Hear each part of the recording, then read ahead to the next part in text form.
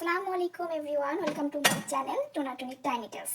আজকে আমি ইলিশ মাছের দো পেঁয়াজ রান্না করা দেখাবো। আমি খুবই সিম্পল ওয়েতে রান্না করি, তো সেটাই আমি আজকে দেখাবো। প্রথমে আমি চুলাতে প্যানটা দিয়ে নিলাম।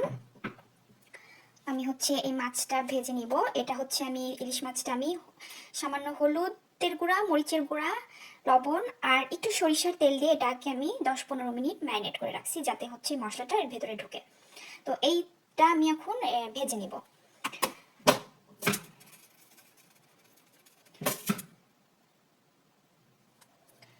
আমার প্যানটা গরম হয়ে গিয়েছে, তো আমি এখন তেল দিয়ে দিব। তো আমি সরিষার তেলে ভাজবো ইলিশ মাছটা আমি পুরোটাই সরিষার তেলে ভাজবো, তাহলে আমার একটা সুন্দর স্মেল আসবে। তেলটা গরম হলে আমি মাছটা ভেজে নিব। আমার তেলটা গরম হয়ে গিয়েছে, এবার এর মধ্যে আমি মাছগুলা দিয়ে দিব।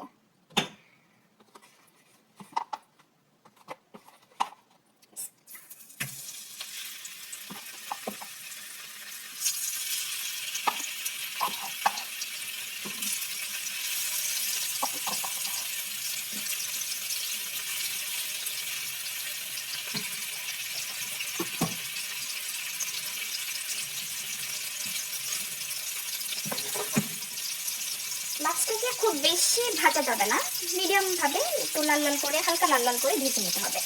এক পাশ হয়ে গেলে তারপরে আমি এটাকে উল্টে দিব।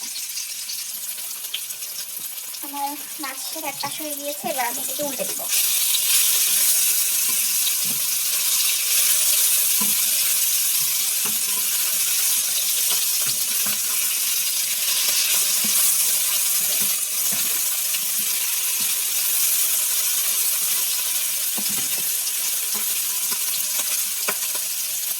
হলে তারপর আমি মাছটাকে উঠিয়ে নিব।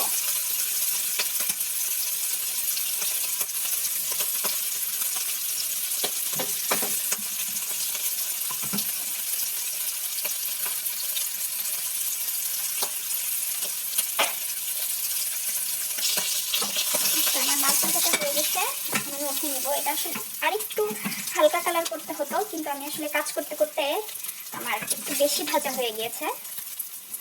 আপনারা সবাই চেষ্টা করবেন আর একটু কম ভাজার, মানে একটু লাল হবে তখনই আর কি উঠিয়ে নেওয়ার চেষ্টা করবেন। এই যে আমার মাছ ভাজা। এবার এই তেলে আমি আর একটু সয়াবিন তেল দিয়ে দিব। আর সরিষার তেল দিব না, যার যার ইচ্ছা। কেউ চাইলে শুধুমাত্র সরিষার তেলেও রান্না করতে পারে। তো আমি এখন এখানে আমি যে পেঁয়াজ কেটে রেখেছি, এখান থেকে আমি পেঁয়াজ দিয়ে দিব।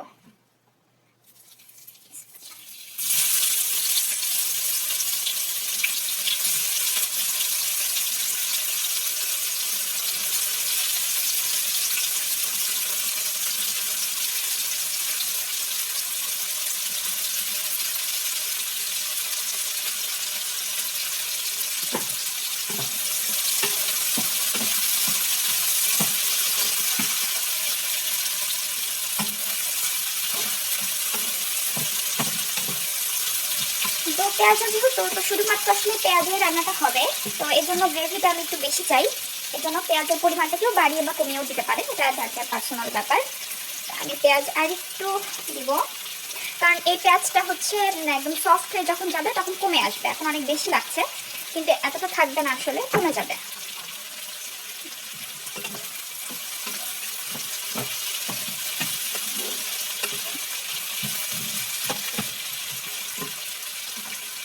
আমার পেঁয়াজটা একটু সফট হতে থাক।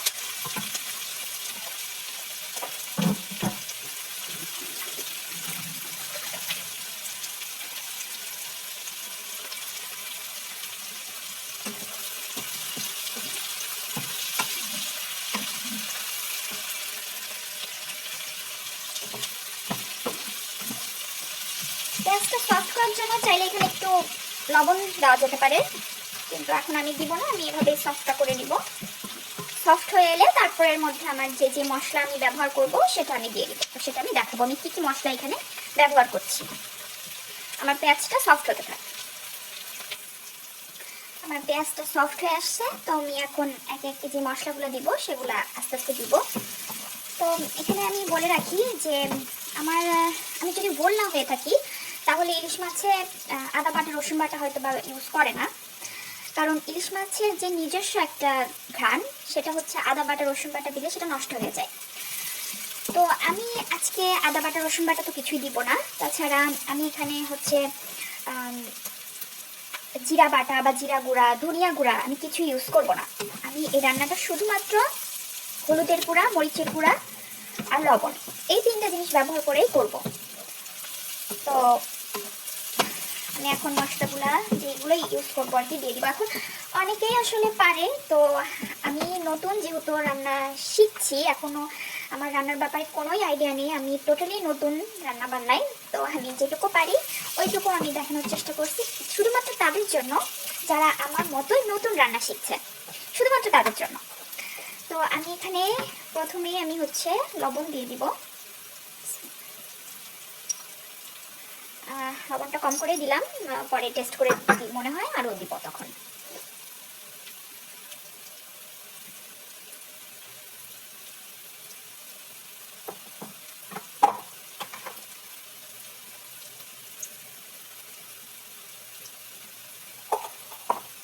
আমি আসলে মশলার যে মাপটা সেটাও আমি বুঝি না, আমি এটাও হচ্ছে আন্দাজে দিয়ে থাকি। একটু পানি দিয়ে দিই।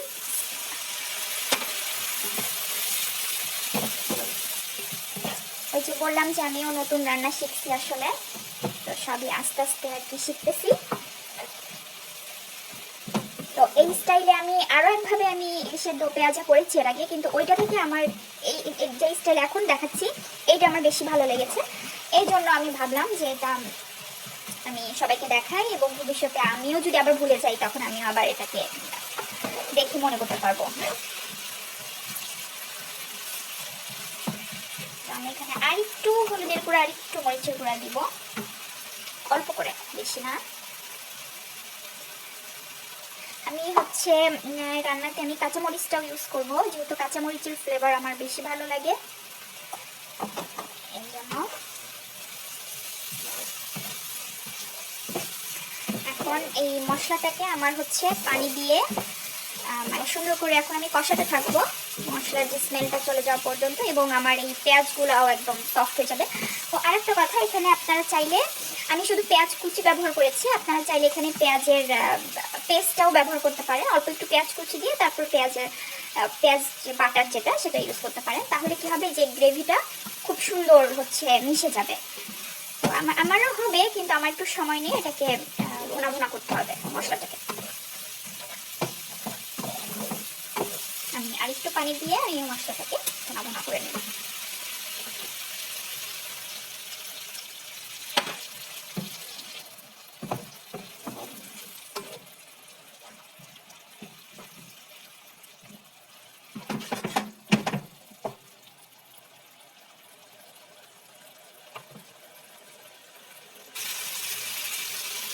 আমার মশলা কষানো হয়ে গিয়েছে, এবার আমি এর মধ্যে মাছ দিয়ে দিব।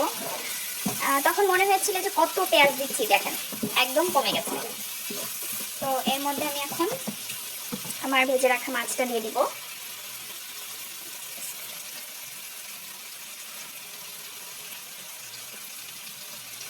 মাছটা আমার আর একটু কম ভাজা দরকার ছিল, আসলে আমি অন্যদিকে আবার অন্য রান্নার প্রিপারেশন নিচ্ছি, যার জন্য আমার এদিকে খেয়াল করতে একটু সমস্যা হয়ে গেছে, সে ব্যাপার না। তো মাছের সাথে মশলাটাকে আমি আর একটু কষিয়ে নিব, তারপরে একটু পানি দিয়ে দিব, সামান্য বেশি পানি যেটুকু লাগে আর কি, মাছের সঙ্গে আগে এটাকে কষিয়ে নিই ভালো করে।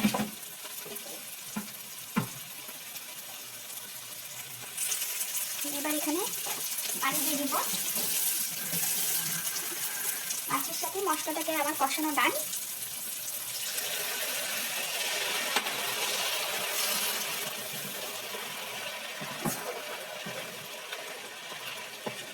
আর একটু পানি,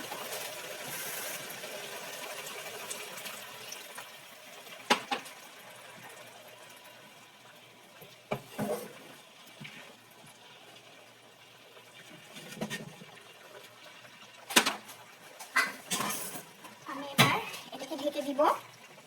পানিটা যখন ভালোভাবে ফুটতে শুরু করবে তখন আমি এর মধ্যে কাঁচামরিচ দিয়ে দেবো।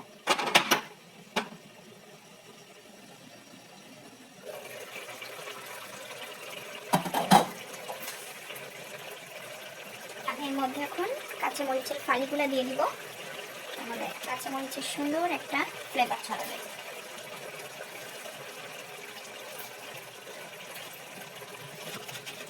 এটাকে আবার ঢেকে দিব।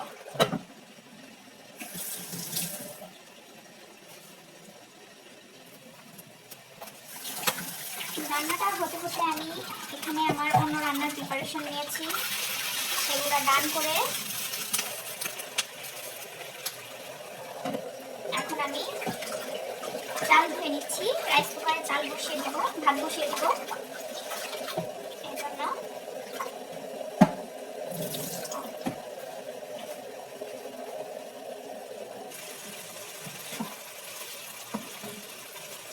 মাছে একবার ঢাকনাটা তুলে আমি মাছের পিসগুলোকে উল্টাই দিব।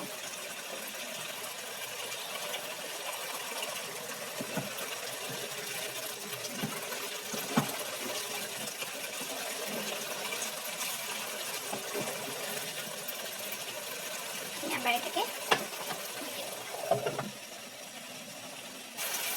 আমি এই মাছে লবণটা চেক করেছি, লবণটা ঠিক আছে, কিন্তু আমার মনে হলো ঝালটা একটু কম, তাই আমি আর 2টা মরিচ দিয়ে দিলাম। মরিচগুলোতে ঝাল একদমই নেই।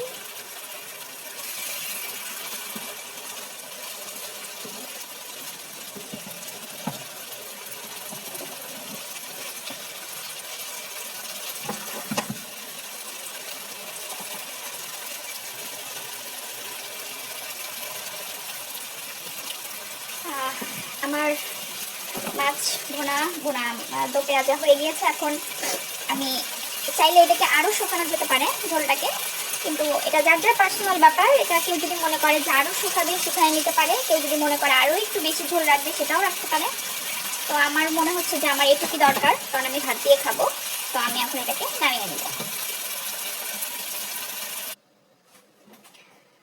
এই যে আমি এটাকে বাটিতে ঢেলে নিয়েছি।